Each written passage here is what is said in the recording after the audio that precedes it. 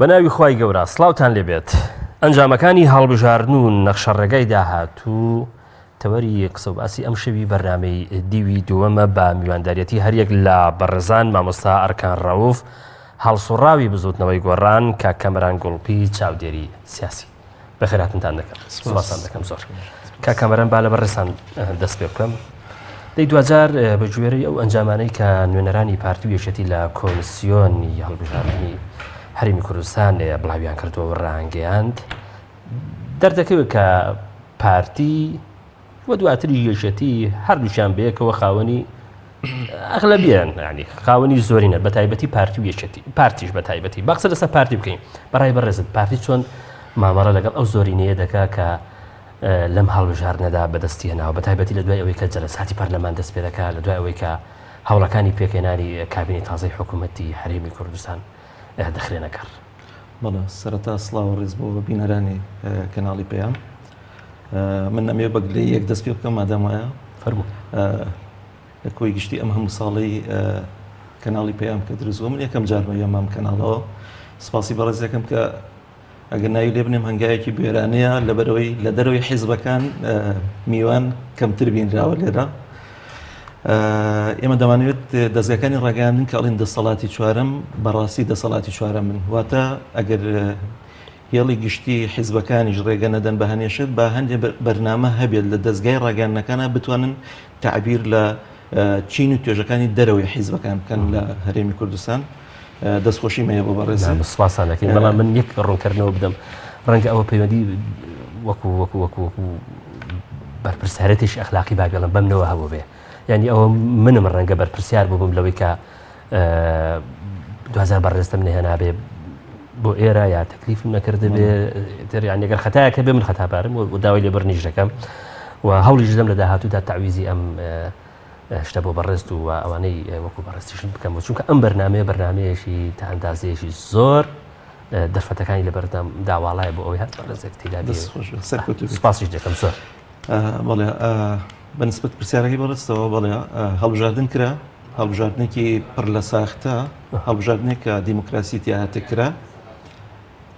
بەداخەوە لە هەڵبژاردننی یەکەمەوە بڵێن لە 12 پێنج کە کرا بۆ پەرلەمانی عێراق لێەوە سەرچاوی ساختەکاریەکان دەستیان پێکرد درێژ کرایەوە بۆ پەرلەمانی کوردستانیش کە لە 30 ئەیلوولە هاتە ئەنجام. پارتی دیموکراتی کوردستان لە دوای ڕاپەڕینەوە ئەوان توانیان لەگەڵ یەکێتی نیشتمانیە ڕاپەڕینی میلەتێک بدزن ینی ڕاپەڕین بووە بە ئەنجامەکانی خۆی نەگەشت لەبەرەوەی لەلایەن حیزبەکانەوە دزرا.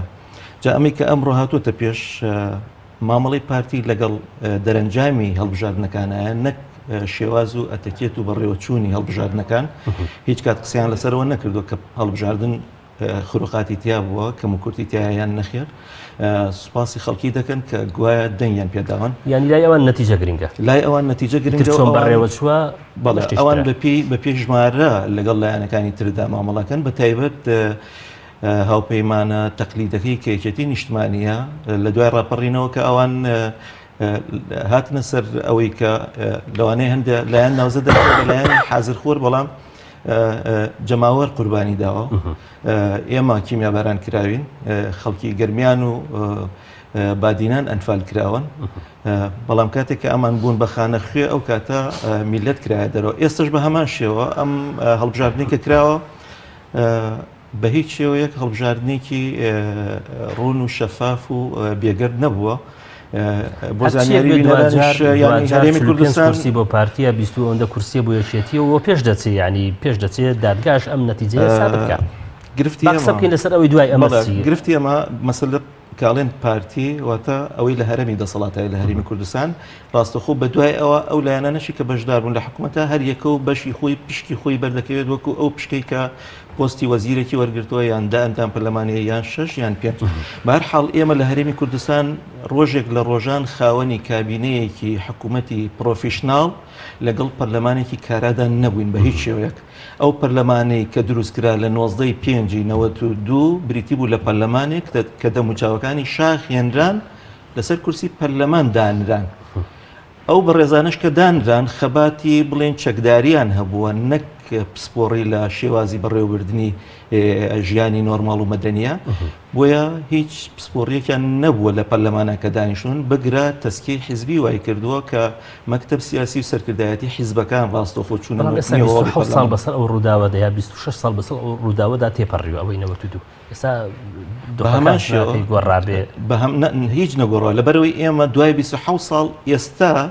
دەستکاری سیستەمی موچەی خاننشینی ئەندام پەرلەمان و پلە باڵەکان دەکرێت ئێمە دەبووە ئەسە پرۆژەی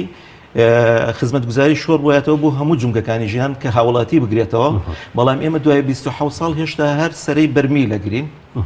بتڵی ماڵان بە هەمان شێوە دەبێت بەشان دایگریت و بیگۆڕیت ئەوەشی کە باجە چەند قات کراوەتەوە بەرامبەر بە هاوڵاتی تۆ گەشتبین بی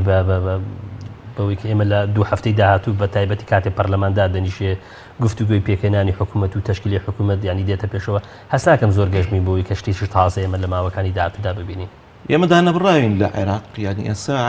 هەرێم پێوەستە بە عێراقەوە دۆخی عێراق چۆنە گوزەرێ بەر هەرێمیش دەکەوێت بەڵام ئەوانەی کە لە هەرێم ئێستا باز لە زۆرینەی پەرلەمانی دەکەن ڕاستەخۆ پێشتر ئاماژەم پێکرد هاوپەیمانە تەقلیدەکەی کە یەکێتی نیشتمانیە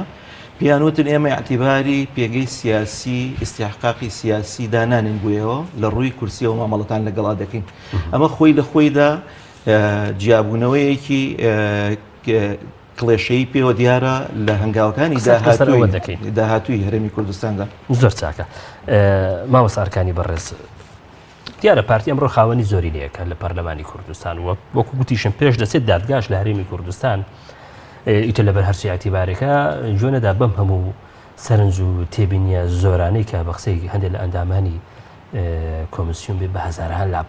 لاپەڕەیە و ئەم نەتیجەیە تەسبیت بکە یعنی پێت وایە ئەمەوا لە پارتی بکە ئەم نەتیجەیە ئەم ئەغلبیە ئەم زۆرینەیەکە خۆی سەر پشت کا بەوەی کە ڕسمی سیاسەتە نەخشەڕێگەی سیاست لە هەرێمی کوردستان بەو شێوەیە دابڕێژێتەوە کە خۆی دەیەوێت ئەم کاتان باش دەست خۆشکە شۆڕش سڵاو بۆ بینەرانی بەڕێز لە ڕاستیە تەجربەی چەند ساڵی ڕابردوو ئەمان پێڵێت کە پارتی لە کاتێکە کە کەمینێکی سیاسی بۆ هەمیشە وڵیدا باڵادەستی خۆی بەسەر هێزەکانی ترابسەپێنێ بە حکومیەوەی کە مرکزێتی جۆرێک لە جۆرەکان کۆنتترۆلی هەولێری کرد و هەولێرش پایتەختی هەرێمی کوردستان کەمینە بووە لە کاتێکە کەمینە بوو ئێمە بە خۆتان نازانی هەر لە فترەی ئەوەی کە پەرلەمان لە تێپەڕاندنی یاسای سەرۆکایەتی هەرێمە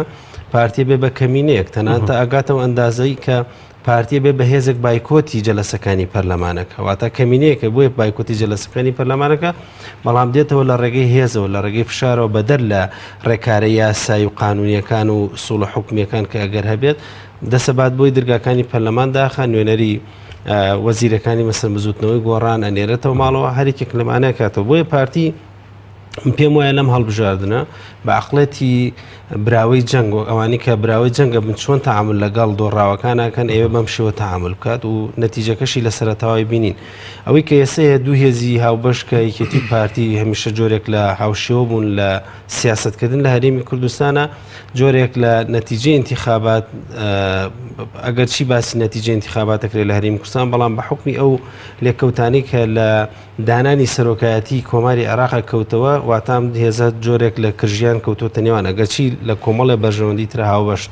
بە خۆتان نەزان لە گێمی یەکەمی یاریەکەی بەغا کە دانانی سەرۆکی کۆماری عێراق بوو یەکێتی خۆی بە براوە سەرکەوتو زانی پارتی بە فعلی خۆی بە شکست خواردو زانی بەڵام ئێستا لە گێمی دۆمی یاریەکە کە پێکێنانی حکومەتی عێراقیە هەستەکەی پارتی براوەتر بوو ئێستا خۆی بە جۆرێک لە جۆرەکان بە براوە بینێتەوە بینیمان دوێنێ ینی سێ لە وەزیرانی ئەوان کە دانراوە لەمان کاتە وەزیرێکی تر کەماوەتە وەزیری کۆچ و کۆچبەرانەی سەپارتی دیسان لە هەوڵێەوە ئەویش وەربگرێت بۆیە ئەم ململانە دیسانەوە ڕەنگەداتەوە لە تەشکیلی حکومەتی هەرێمی کوردستانە کە ئەگرێت بەداخەوە منەدانەوە چۆن دەبێت تەسەوڕ دەکەی ڕنگدانەوەکە لە ڕاستی ئەیسب ئاماژەی پێیەکە من ئەمەوە قسێک لەسەرەوە بکەن نەتایج ئێمە پارتی ڕاستە لە ڕووی ژمارەوە لە ئەوەی کە پێوترێ واقع براوە بوو بەڵام بردنەوەی پارتی پەیوەستە بە کۆمەڵێک میکانیزمە کە پێشتر بەڕاستی ئەم هێزانە بە هەموو بە کۆی هێزەکانیشەوە نەیانتوانیوە ڕوبەڕووی پارتی بنەوە نەیانتوانێت جۆرێک لە ئیتفاقی بە بەرامبەر پارتی ینی تۆ دیقەت بە یەکێک لەو هۆکارانەی کە بووەتە هۆکاریەوەی کە پارتی بێ بە زۆرینەیەکی سیاسی پەیوەندی بە یاسای هەڵبژاردنەوە لە هەرێمی کوردستان ئێمە یاسایەکمانێ بەڕاستیم یاسایە بووە لە چەند ساڵی ڕابردوم هێزە سیاسیانە کاریان لەسەر کرا بە تایبەتەوانی کە زۆرینێکی پەرلەمانی بوون لە چاو پارتیە کە بە شێوەکدا بڕێژێتەوە لە واقع ڕنگدانەوەی نوێنەرایەتی ڕاستەقینی هاوڵاتیانی هەرێمی کوردستان بێن نەک گروپێکی سیاسی. ئێستا تۆ دیقەت بە هەر لەم هەڵبژاردنە کە یەکری کەمینەیەکی خەڵکی سلێمانی چێتە پەرلەمان لە کاتێکا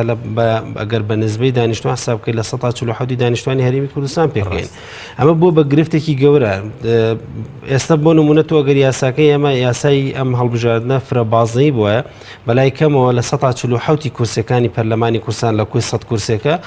زەمانەتە بوو بۆ سنووری پارێزگای سلێمانی واتە ڕنگدانەوەی ئەم منطقەی تیابوو سەر ڕایەوەی کە هێزەکان هەر هێزێک بەرکەوتی خوێ و یەکێکتر لەو گرفتانی کە لە ناو یاسایە بوو مۆزوعی کۆتاکان کە بەڕاستی ئەمە تاوانێکی گەورەی لە خەڵکی هەرێمی کوردستان نەکرێ و کاتی ئەوەشە بەڕاستی نەتەواتیانش چونکە من ئاگدارم بەشێک لەو کەمە نەتەوانە بەر لە دەستپێکردنی هەڵمەتی هەڵبژاردن لە هەولێر خۆ نیشاندانیان کرد و پێشان وابوو هەندێک لەو هێزانە کە دەستن ناو هەڵبژاردنەوە بە ناوی ئەوانەوە نوێنەرایەتی ئەوان ناکەن خۆشیان ینی گرفتیان هەیە لەگەڵ ئەم ئەزانی کاکەین ئەم یاسایە کە بە شێوەیەکدا ڕژاوەوە پارتی بتوانێت چەندین تەکنیک بەکاربێنن بۆی لە مەساڵحی خۆیان بە پێچەوانەی ئەوەشەوە هێزەکانی تر دەسەوەستان و چاوەڕێی پارتیان کردو و لە ڕاستی ئەمە یەکێک لە تاوانە هەرە گەورەکان بەرامبەر بە هاوڵاتیانی هەرێمی کوردستان تۆ پەرلەمان بۆ چێڵە بژێری بۆی ڕنگدانەوەی نوێنەرایەتی ڕاستەقینی خەڵکی کوردستان خەڵکی و ناوچەکان بڕۆنە پەرلەمان و نوێنەرایەتی پێکاتەکانیشی تیابێ بەڵام ئێستا تۆ بینیتەوە ئەم پەرلەمانە نوێنەرایەتی ڕاستەقینی خەڵکی هەرێمی کوردستان نییە بەعکسەوە نوێنەرایەتی کەمینەیەکی خەڵکی کوردستان بۆچی خەڵک بایکۆتەکە لەبەرەوە بێهیوا بێت لە پەرلەمان باشێک لە خەڵکە بایکۆتەکە پەیوەندی وەیە کە ئەوێت ئەو هەڵسوکەوت و باڵادەستی پارتی لە ماوەی ڕابردووە کە کردوێتی لەسەر پەرلەمان جۆرێک لە جۆرەکان ئەتۆرە لێ ئێوە ئەمە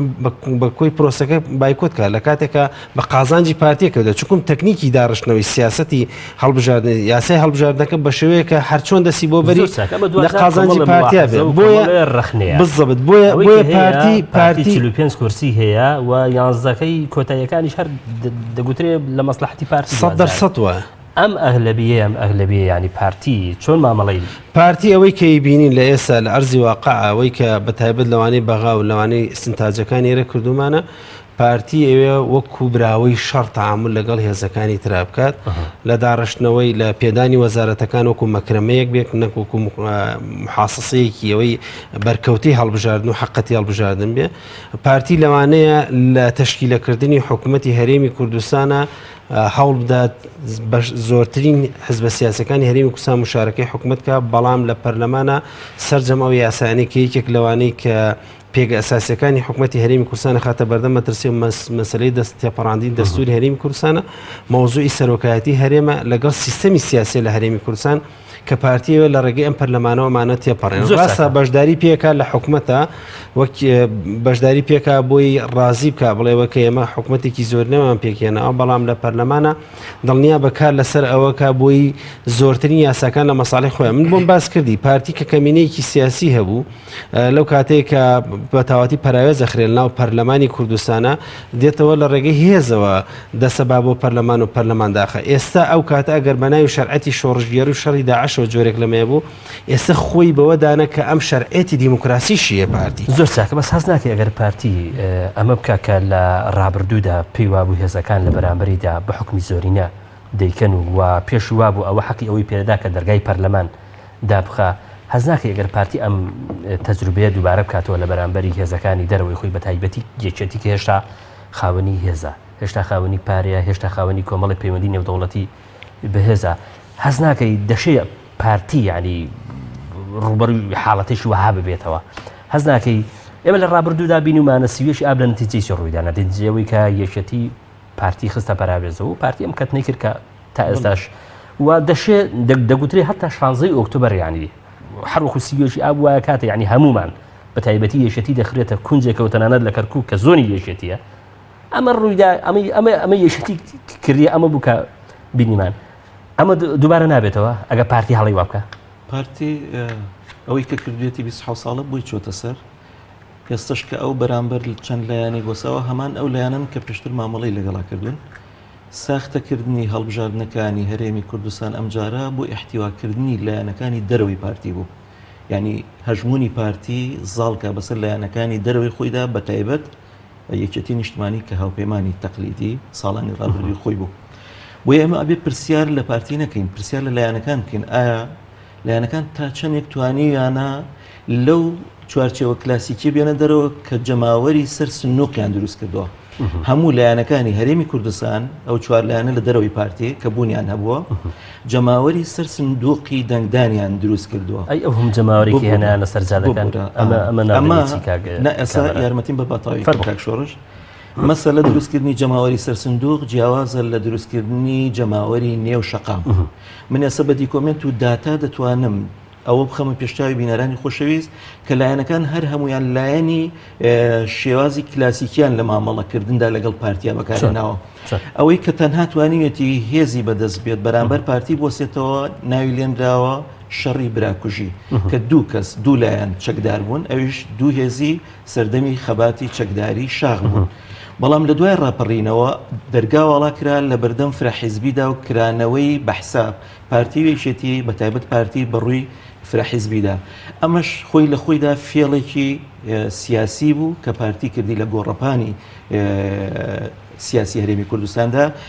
کۆمەڵگەی هەرێمی کوردستان ئەگەر ڕاشکاوانە قسە بکەین کۆمەڵگەیەکی لە 100 حیزبیە لەبەر ئەوە هەموو تەنها حیزبەکان دەتوانن جەماوەر ئاراستە بکەن بۆیە بەڕێز پرسیارە کرد دەڵێ ئەی ئەو هەموو جەماوەری کە دێتە سەر شەقام ئێمە شەڕی براکوژی لە دوای ڕاپەڕینەوە کە کرا کاردانەوەیەکمان نەبینی هیچ لایەنێک بتوانێت شەقام بجوڵێنێت و ڕێپێوان مانگرتن خۆپشاندانی بکات دژ بە شەڕی براکوژی بەڵکو لایەنەکان بۆ قۆستنەوەی ئەو هەلا هەندێک لایەن کەوتنە ناوبژی و ناوبژی پارتی و یەکێتیان دەکرد ئەویش بریتی بوو لە شەرعیەتدان بە شەڕی براکوژی وەگەرنا ئەبێت تۆ ئەو شتە شەرمەزار بکەی لە ڕاستیدا دوای ئەوە سیویەکی ئاب کە ئەسە بە ڕێز ئاماژە پێکرد هاتە ئاراوە سیویەکی ئاب کاردانەوەیکی بە دوای خۆیدا نهێنا ئەم هەموو جەماوەری کە هەیە لە کوردستانە جەماوەری لایەنەکان بێنە سەر شەقام دوای ئەوە 16 ئۆکتۆبەر پێش ئەویش شنگال کە ڕادستی گروپێکی تیرۆریستی کرا لە بەبەرچاوی هەمومانەوە کاردانەوەی لایەنەکانی دەڤەری سەوس کەوان ناونراوە ئادەی چەند لایەن جەماوەری خۆیانیان هێنایە سەر شەقام ببوورە من ڕاشکاوانە قسەکەم کەم شۆڕش لە 16 ئۆکتۆبەریش بە هەمان شێوە هیچ لایەنێک گوێری ئەوەی نەکرد جەماوەر بێنێتە سەر شەقام بەڵام کاتێک کە بینیمان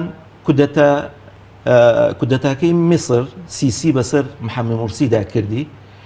لایەنە ئیسلامیەکان بە کۆمەڵ و یەکگرتو بزوتنەوەشەوە جەماوەری خۆیانیان هێنایە سەر شەقام داوای ئازادکردنی مورسیانە کرد و گەڕانەوەی شەرعیەت وەکو مورسی لە هەرێمی کوردستانە گیرابێت بەڵام کاتێک کە مامۆستا وشیارە دکتۆر وشیارە مەلا وشیارە ئەندامێکی دیاری زانایانی یەکگرتووی ئیسلامی بوو یەکگرتووی ئیسلامی گوێری ئەوەی نەکرد لەسەر شەقام هیچنا ئەگەر نخبەی ڕۆشنبیری خۆشی بێت ڕێپێوانێکی هێمنانە ئەنجامدەن لە پایدەختدا دژ بەو تیرۆرکردنە زەقەی کە بەرامبەر کەسێکی مەدەنی و سڤیل لە ماڵەکەی خۆیدا کراوە ئەم دووفاقەیی لە حیزبە کوردیەکاندا دەبیرێت ئەمڕۆ لە هەرێمی کوردستان تا هەنووکەشی لەگەڵ بێت برادرانی گۆڕان لەگەڵ کۆمەڵی ئیسلامی کە من لە کەناڵەکەی ئەوانەهێشتا بڕیاری ئەویان نەداوە کە ئایا بەشدار دەبن لە حکوومەتەیان نابن ئەم بڕیاری ناوێت کە تۆ کۆبوونەوەی لەسەر بکەیت لەبەرچی لەبەرەوەی ساختەکاریە کراوە مایک ببیتە بەردەم هەر هاوڵاتێکی سادە تا گەورەترین سیاسی ئەم هەرێمە دەڵێت هەڵبژاردننی سی ئەیلول پڕە لە ساختەکاری و ئێمە دەرەنجامەکانی قبول ناکەین کەواتە ڕاستەوخۆ ئەمە دەبێت تۆ ئاوت بی لە دەرەوە بیت بۆ ئەوەی بەڕێز پرسیارەکەی ئایا پارتی بۆی دەچێتە سەر زۆر ئاسایی ئەم جارەوەی دەچێتە سەر لەبەرەوەی ئەو بەو شێوازە تەقلیدی ئەم لایەنانە ڕاهاتوە دەزانێت بۆرەبان ناوەکان ڕێک بکەمەوە شۆڕش لە هەرێمی کوردستاندا لایەنی ئۆپۆزیسیۆنمان نەبووە لەوە چیەسە قرس بێت ینی برادران ئێستا سەیری شاشەکەەکان بڵێن ئەم قسەیە قرسە و ئەم برادر هاتووە لە خۆیەوە چەمک و دەستەواژە دابەشەکە بەسەر لایەنەکانە بەڵام لایەنی ناڕازیمان هەبووە لایەنی ئۆپۆزیسیۆن بەردەوام لەسەر داواکاری شەقام و جەماوەر دێتە گۆ هەڵدەستێتە سەر پێ بەڵام لایەنی ناڕازی لەگەڵ پۆستی پێبەخشرا ڕاستەوخۆ دەچێتە ژێر فشاری دەستەڵاتەوە ئەوەشی کە بینیمانە لە ڕابردووە هەموو لایەنەکان بە گۆڕانیشەوە کە ڕەوانشاد نوێشیرا مستەفاوتی هەڵی استراتیژی من ئەوە بوو کە چوومە دەستەڵاتەوە لەبەرەوە نزیک بوونەوە لە دەستەڵاتێک کە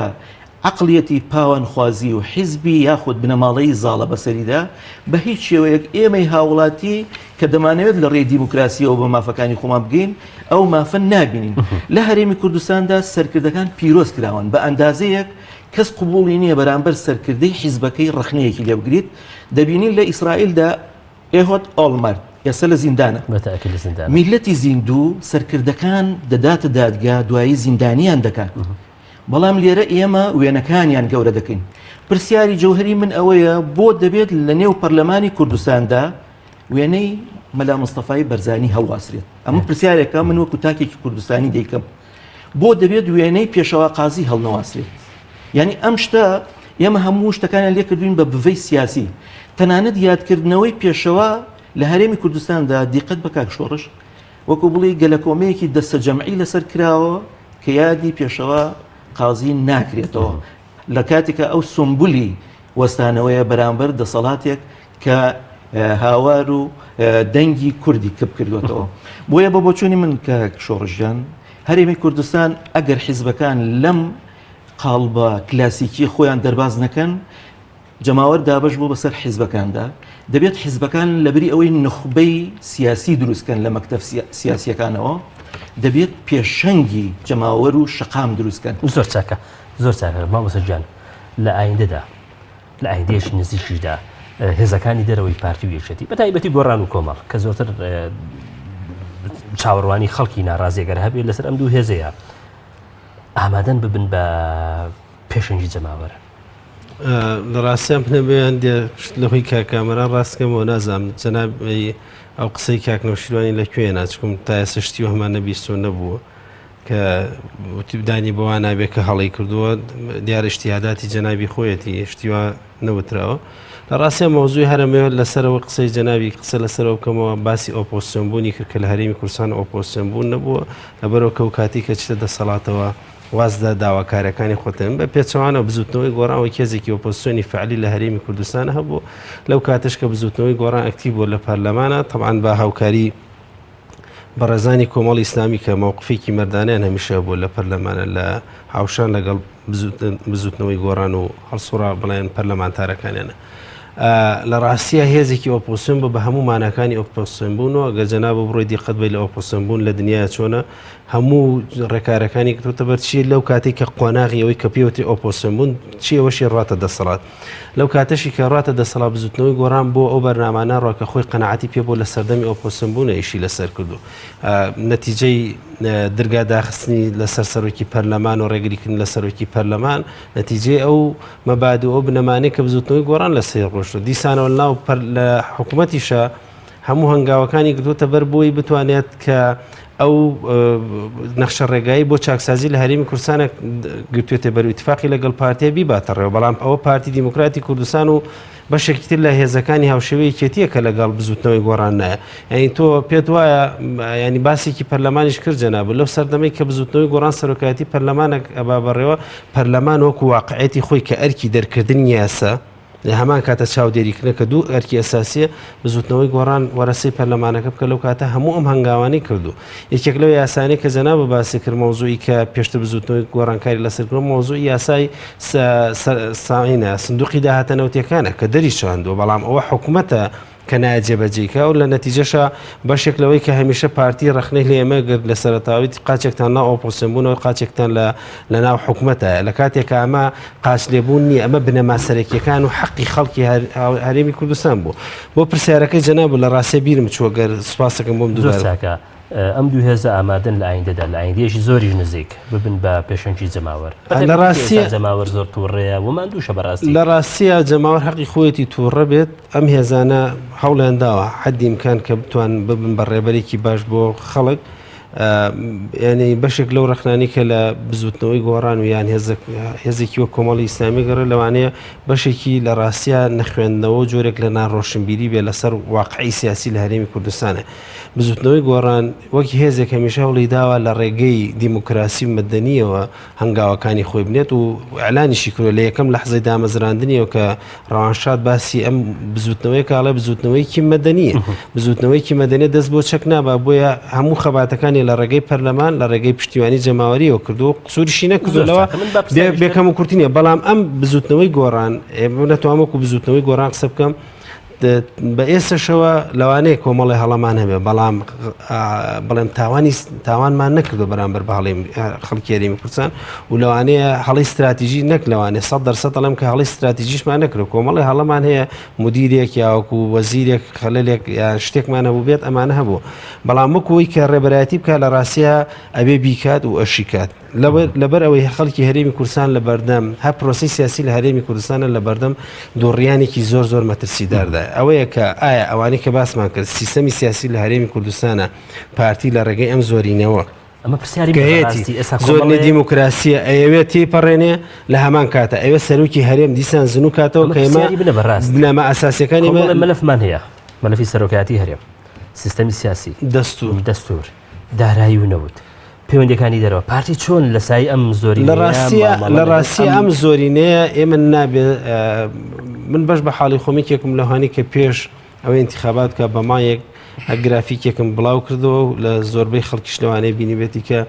باسم لە مەترسیەکانی مشارەکە نەکردنی خەڵک کردو لە انتخابات و نەتیجەکەشی دەرکەوت بەڵام ئێسێمە هەنگاوی ترمان لەبەردەستە لە ڕاستیە بۆمان دەرکەوت تەجربەی حکومەتی مرکزی هەرێمی کوردستان کە ناوێنێ حکومەتێکی مرکزی بەڕاستی شکستیێنە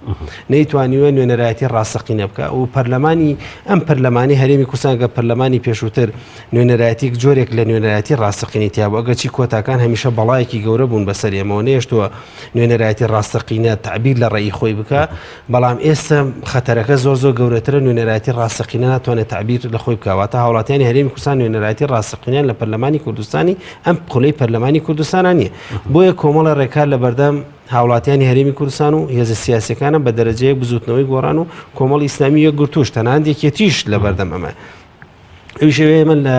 دەستوری عێراقا ڕێگەمان پێدراوە کە پارێزگەکان فدراڵەتی خۆیان ئەعلان کەن و یەکێکیشە بێت لەو ئەگەرانی کە کراوە بێت لە بەردەم هێزەکان نەخێر ئەزانی خۆی ئێمە توانین لا مەرکەزیەتێک دروستکەین فدراڵاتێک دروستکەین لە ناو هەرێمێکی فدراڵەتەوە نمونەشمان زۆرەوە بەلجیکامانێ سویسرامانەیە کە ئەتوانن ینی هەمان تەجربەی ئەوان بگوازنەوە بۆ هەرێمی کوردستان تەجربەی فدراڵێت و لا مەرکەزیەتی دانە فدراڵێت تەجربەیەکی هاوچەرخ و سیستەمێکی سیاسی هاوچەرخە لە هەموو دنیا و خەڵکیش لە چوارچەوەی حەساوەتەوە ئێمە بۆمان دەرکەوت حکوومەتی مرکزی هەرێمی کوردستان نایبنی حکوومەتێکی مرکزی بەڕاستی بووە بەبار بەسەر خەڵکی هەرێمی کوردستانە هەر دقەیەک بیاوێ بە ئارەزوو خۆی تۆ لەو کاتەیە کە پارتی دیموکراتی کوردستان هەیمەنە بەسەر حکوومەت و پەرلەماناکە بە تایبەت حکوومەت ڕۆبع موچە سپێنێ دیسانەوە دێتەوە بڕیاری ڕفراندۆمەدا دیسانەوە دێتەوە هێزی تورکیامان بۆێنێ نازانچیمان بۆێنێ لە ڕاستی ئەم تەجربە شکستیێنەوە ئەبێ بە دوای بەدیلی ترا بگەڕێت کە ئەوەش بەدیلەکە لە ڕاستی دەستوری عێراق ڕێگەی پێداین هێزەکانیش لەو چوارچەوە تەعامل لەگەڵ پارتیا بکەن خۆیان بە دۆڕاو نەزان هێزەکانی یەکێتی پارتێن بزوتنەوەی گۆڕانە لەگەڵ کۆمەڵی ئیسلامیە گرتو خۆیان بە دۆڕاو نەزان ئەمە وەرەقەیەکی فشارێکی منطقی معقولی ئەتوانم بڵێم لە خزمەتی خەڵکی هەرێمی کوردستانە کە بانەوەی نوێشی تیابێت ببوورەکە نانە بیرم چووکە ناوی وەکو هێزێکی لەبەرەوە تازێت جۆرە بیرمان بانەوەش نوێشی تیابێت ببوورە وتم بیرمان کە نەمزانی جەنابنەوەی نوێ سەری براوکە مەسەلەی نوێ نوێ بوون من و تۆ هەمومان نەوەی نوێن ئێمەمانەیە سیستەمێک وەکو حەزب لە ڕێی حیزبیەوە من ئێستا بیرم کەوتەوە لە ڕاستیە شێوم کردی من لە هیچ ڕێخستنەکانیم یارمەتیم بە نەوەی نوێ وەکو پرۆژەیەکی نوێ و مۆدرن سیریەکەین بەڕێزی ئەسە باسی ئەوت کرد کە ئێمە لە پەرلەمان وامان کردو لە سەردەمی دکتۆر یوسفا کە ئەمن وتم کلاسیکیان و تەقلیدیانە ڕەفتار کراوە لە هەرێمی کوردستان بە ئەرگ نەبێت کاتێک کە دکتۆر یوسف لە پردێک گەڕێنرایەوە کاردانەوەی جەماوەری بزوتنەوەی گۆڕان چی بوو لەسەر ئاستی هەرێمی کوردستان زۆر چاکە ئەگەر کاردانەوەی جەماوەری شەبووایە هەز ناکەی لە سلێمانی تەجاوەزی نەدەکرد ببوورە چی ڕووی دەدا ئەگەر ئەزانی من نامێ بڕۆ مەسەر ئەزانی کاکەمەرە من نامێ بڕۆی ناو جەدەلەوە لە ڕاستیە بزوتنەوەی گۆڕانە یارمەتی براوکە با پرسیارەکان عزیزی من کاتێک کە شنگال ڕادەستکرا وەزیری پێشمەرگی چێ بوو مامۆستایشان ئێمە نامانەوێت هەڵەی لایەنەکانی کە گۆڕانیش دووبارەی کاتەوە من لێرە من ئەزانی کامەرانێمە حقەتێکەیە شنگار بەدەست هێزێکی حەزبیەوە بۆ بەدەست هێزی پێشمەرگەی کوردستانەوە نەبووە تا بەڕێز وەزیری پێشمەرگەیمە خوا بە یارمەتی هیوادارم بە عقلێتێکی حەزبی تعامل نەکەین لە بەرنامە لە ڕاستێ نەشم زانی بە ئێستا باش بوو خۆ ناسان کە وەکو نوێنەرینەوەی نوێ لە ڕاستێ بەو عقلەتە یارمەتیم بە ئێمە زانی خانەقین بەدەستێکێتیەوە یارمەتیم خانەقین بەدەستێکێتیەوە بووە کەرکک بەدەستی کێتیەوە بۆ لە ڕووی سەربازیەوە شنگال بەدەست پارتیەوە لە ڕووی سەربازیەوە واتە هێزی دوو لیوە ینی ئەو لیوانی کە لە ژێردەستی وەزیری پێشمەرگا بۆ لە شنگال نەبوو گۆڕان خۆی لە هیچ بەرپرسایەتێک نەدەسێتسارێک لە بەڕێزت بکەم بۆ داهاتوو ئەوەی مامۆسای بەڕێز پێشنیاری دەکات کە ئێمە سود لە دەستوری عراق وەربگرین بۆ بە فیدراالیکردنی پارێزگاکەن هەست ناکەی ئەمەش چارەسەری دۆهەکە ناکە ئەگەر ئەمە ڕۆژ بدا دوجار سلەیمانی لە هەولێر ناڵم جای دەکەوێت بەڵام هیچ نەبێ ڕزگاری دەکەیت لەم هەموو هەیمەنەی کە هەولێر وەکو دەسەڵاتی پارتی هەیەتی بەڵام دوزار هەولێر و دوهۆک هەر لە ژێر ڕکێفی پارتی دموکراتی کوردستان دادەمێنەوە ئەو تەرحەم پێسێرە ئەزیزی من ینی ئێستا بەڵام سلێمانی نا ئەخر ئێمە خۆ ئێمە ئەگەر بمبورە دەستەواژەکان ینی کەواتە ئێمە هێشتا لە عقلێتی ناوچەگەریە ئەمانەوێ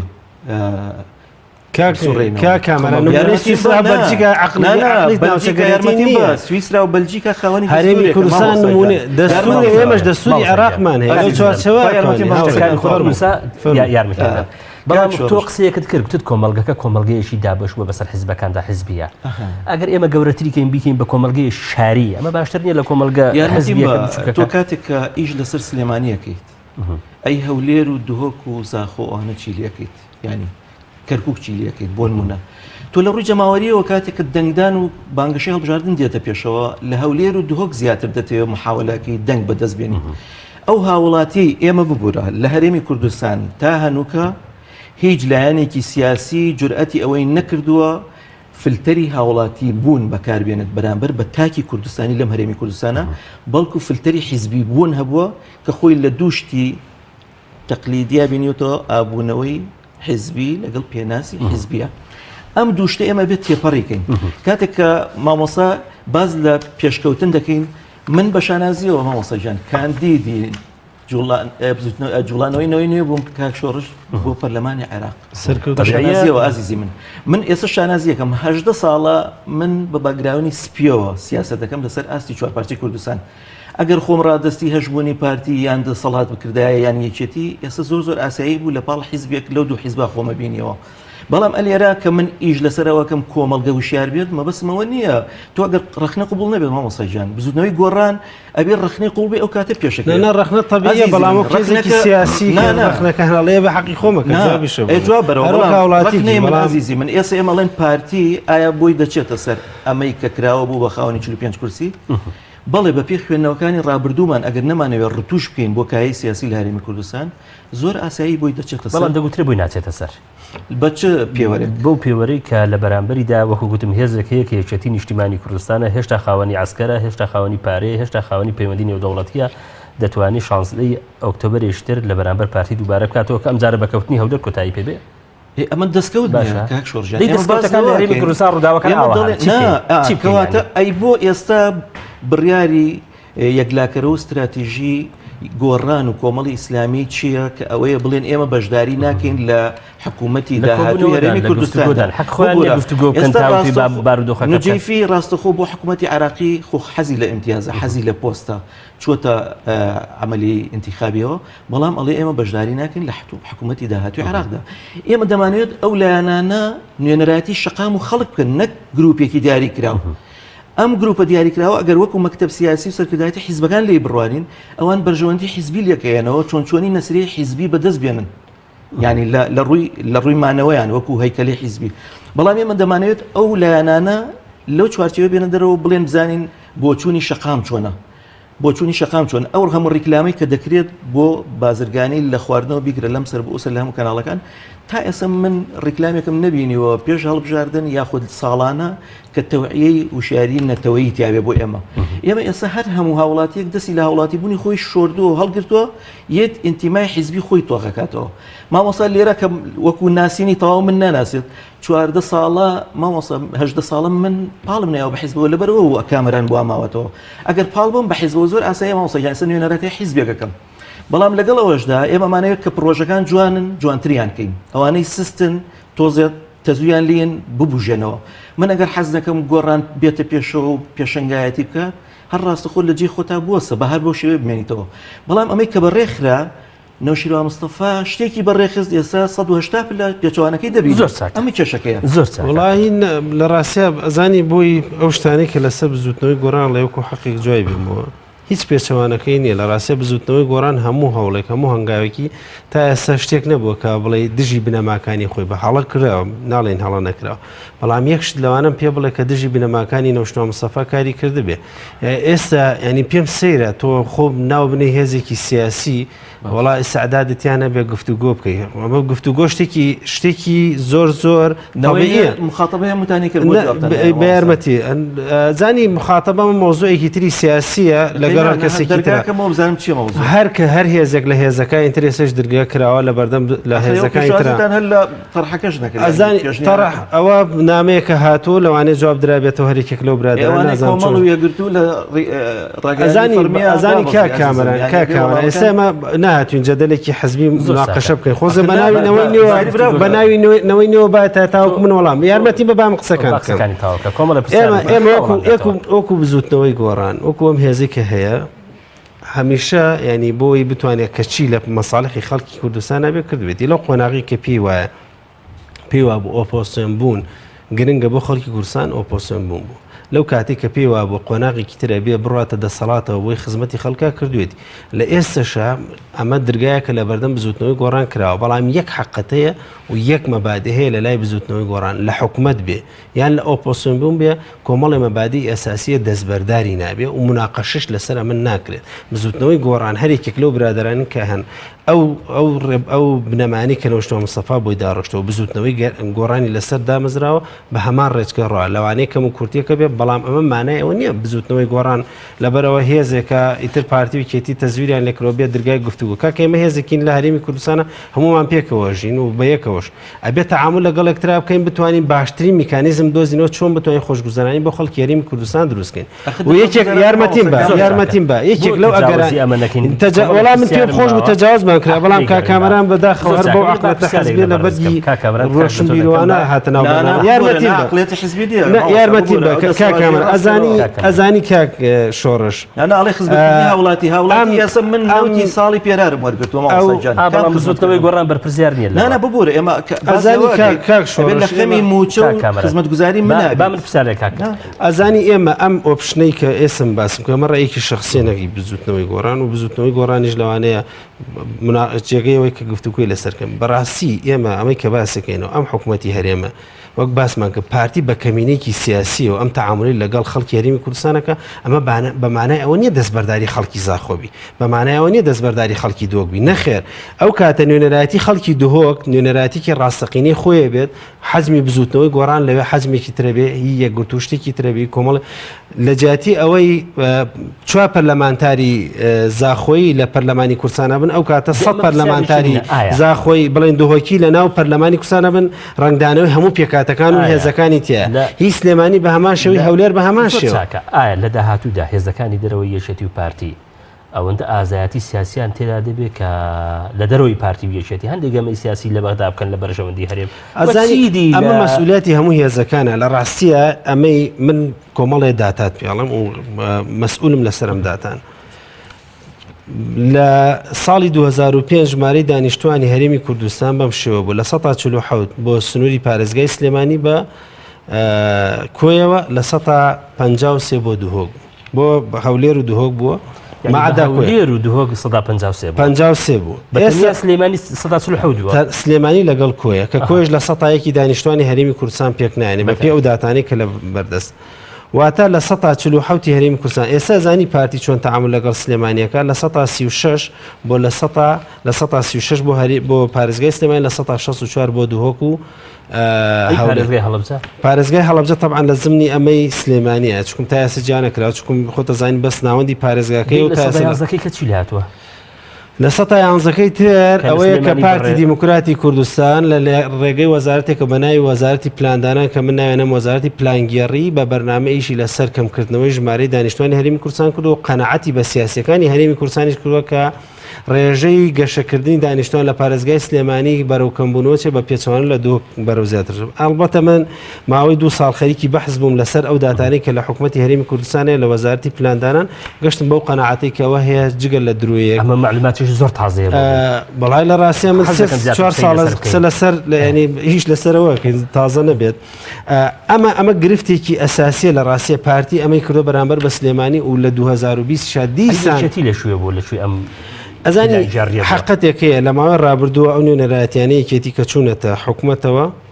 ئەوەنە شەڕیان لەسەرەوە بوو کە پشتی شخصی خۆیان چەند بێ خەمی سلێمانی نەبوو واقعەکەشمان ئەوە بوو لە ناو ئەمەشە ئێستا من چکم لەسەر هەردوو ئاسەکە بەحسم لەسەر کردووە لە مۆزوعی ژماری دانیشتوان لە مۆزوعی بوجە ئەمە بۆ دوو ئەساسی بەکارهێنراوە ژماری دانیشتوانی پارێزگای سلێمانی کە کەم کراوەتەوە تەئسیری هەبوو لە سەر دوو شت بۆ پارێزگای هەولێر و دۆک بۆ بوجە لەگەڵ هەڵبژاردن ئەو نەتیجەکەشمان بینی لەم هەڵبژاردن تەسەورەکەی بۆ نمونە یعنی یەکێک لەو بەراوردانی کاتی خۆی من کردومە ژماری دانیشتوان بۆ نمونە ئەو خزمەت گوزاریانەی بۆ پارێزگا بۆ سنووری ئیداری گەرمیان کراوە هەر هاوڵاتیەکی ئیداری گەرمیان لە ماوەی 4 ساڵ کە بودجێ بۆ تەرخان کراوە 2,800,000 دینار بوو بەڵام بۆ سنووری دووهۆک قازاکانی سنووری دووهۆک 5,800,000,000 دینار بوو 5,800,000 دینار دوو ئەوەندەونی و لە کاتێکە منتیقەکانی گەرمیان خۆتە زانین بەر ئەنفال کەوتووە جۆرێک لە دیاتەکانی وێران کراوە دووەک بە کەمتر بوو ئەم حکوومەتی هەرێمە بەم شێوە تەعاملی لەگەڵ سلێمانی و سنووری پارێزگای سلێمانی بەسم کۆیە ئیداری ڕاپەڕینە گەرمیانە ناوەندی پارێزگای سلێمانی لەگەڵ هەڵەبجە ئەم حکوومەتە بەم شێوە تەعامل لەگەڵ ئەم سلێمانیە کات لە کاتێکدا کەمینە بوو ئێستا کە زۆرینە ئێستا کە زۆرینەیە خراپترێکە لە ڕاستیە کاکین ئەمە هەرواز دەمەش بێنە کە ئەمەشی کردووە ئەو بودجەیەش کە دانراوە بۆ پارێزگای سلێمانی لە ساسی شەشەکە دیسان لەوەش پارەکەی بردووەتەوە من یەک نمونە بۆیانمەوە ڕێگەی سەیسایە قەڵەبجە 90 ملیار دیناری بۆ تەرخان کراوە لە ماوەی 4 ساڵە باشە خەرجەکەی لە ماوەی 4 ساڵەکەی چەنە ملیارێک و 500 ملیۆن لەم پارێ بەڵام پرۆژەیە لە سنووری هەولێرە 50 ملیاری بۆ تەرخان کراوە بەڵام خەرجەکەی 100 ملیار دوو قات خەرجەکەی بووە کەچی ئەم لە 100 دەشی بۆ خەرج نەکراوە بەم شێوە تەعاملی لەگەڵ سنووری پارێزگای سلێمانی کردو لە ڕاستی ئەمە لە بزوتنەوەی گۆڕان کە چوونە حکوومەتەوەی یەک لەو پرۆژانێک کە ڕەوانشادیش بەندە قسەم لەگەڵا کرد کەەوە بوو کە بێ معالەجەی مە بکەین یەکێک بوو لەو تەوەرە سیاسیانەی کە ئێمە لەگەڵ پارتیا مناقشەش کراوە بۆ یەکێک لەو بابەتانی کە لە بەردەستمانە بۆ حەلکردنیەوە بۆ لە ڕێگەی وەزارەتی بازرگانیەوە بەڵام بەداخەوە نەتیجەکەی دوای ساڵێک پارتی ئەوەی بەرامبەر بە بزوتنەوەی گۆڕان کرد و نەتیجەکەی واکەوت زۆر چاکە لە هەڵمەتی هەڵبژاردننی پەرلەمانی کوردستان دروژمی پارتی دیموکراتی کوردستانێکی بەهێز دروژمەکەی یەکێتیش ئارامی هەلی کار چوزانم ئەوەی سێمیشی هەبوو بیرم نەماوە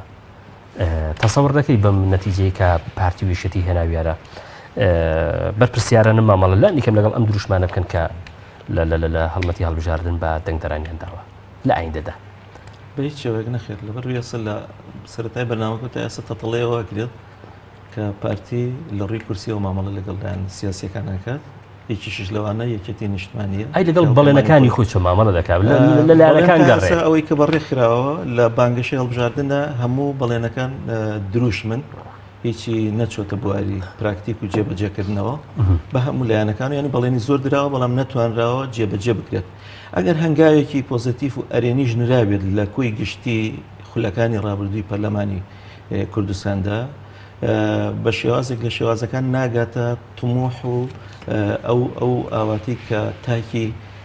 هەرێمی کوردستان لە حیزبەکانی دەخوازێت بۆیە ئێستا نەهامەتیەکانمان لە ساڵانی تر زیاترە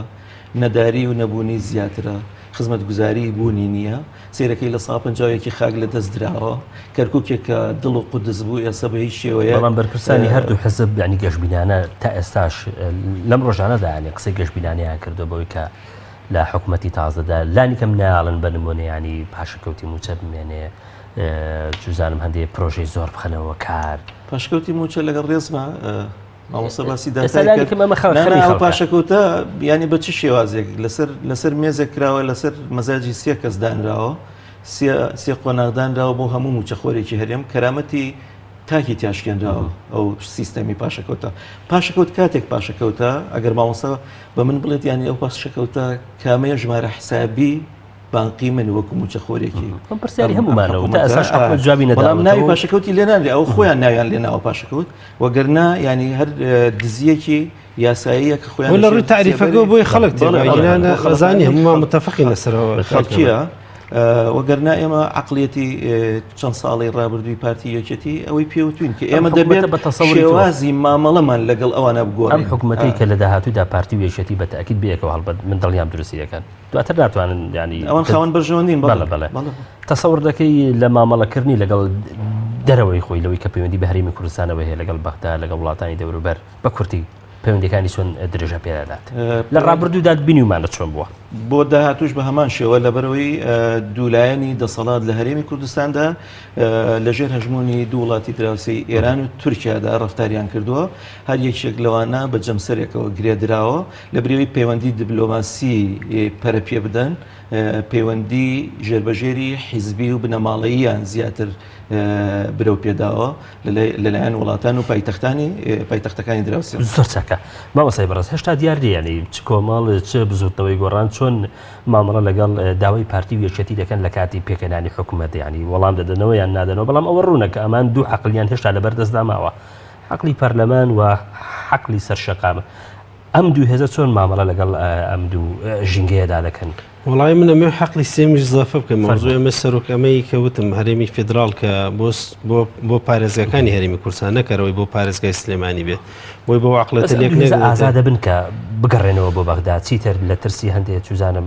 هەڵمەتی ئەعلامی پارتی و یەکێتی ئەزانی ئێمە بۆمان قانونی بەغدایانی ئەزانی ئێمە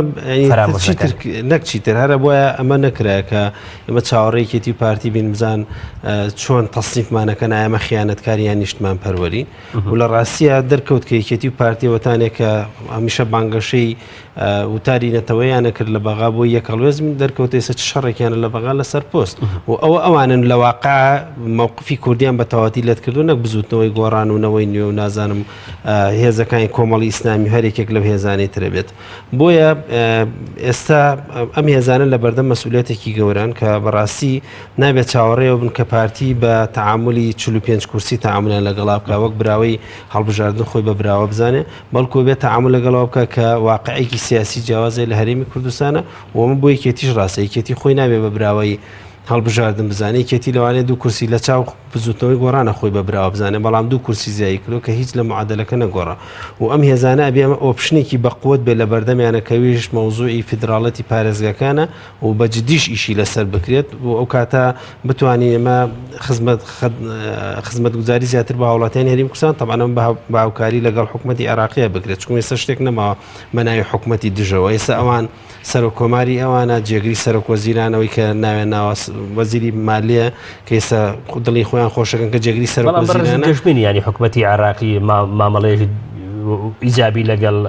ئەزانی ئەکەوێتە سەر ئەرزی واقع و هاوڵاتیانی ئەم سنوورە من پێم وایە هاوڵاتیانی ئەم سنوورە ئەگەر ئەمەیان ئەم ئۆپشنیان بخرێتەوە بەردەست پێم وایە مشارەکەی سیاسیان باشترە بێتەوە و لە قازانجی هاوڵاتیانی هەرێمی کوردستان نابێت لە ڕاستی ئەبێ ئەمەوە تێبگەینەوە پارتی دیموکراتی کوردستان جارێکی تر مەوزوعی ئەوەی 23 حوزەیرانی لەبیر ناچێتەوە بۆیە لە هەوڵی تۆڵەکردنەوە و ئەم هێزانەژە بێت لەمە تێبگەن بۆیە بێ بەدیلی ئەمەمان هەبێت ئێمە بگورەمەوەستا لە برێەوەی مخاطبەی پارتی یەکێتی بکەین دەبێت لایەنەکانی دەرەوەی پارتی لە غروری سیاسی خۆیان بێنە خوارەوە لە خزمەتی هاوڵاتیان زۆر چاکە زۆر سوپاسان دەکەم زۆر بەڕێز کاکەمەران گوڵپی چاودێری سیاسی زۆر سوپاس دەکەم هەروەها زۆر بەڕێز مامۆستا ئەرکان ڕەوف هەڵسوڕاوی بزوو دەیگۆڕان زۆر سپاس زۆر سپاس بۆ ئێشبینەرانی بەڕێز تا لە هەفتەی داهاتوو بە ئەوەی بەڕێز دەکەمەوە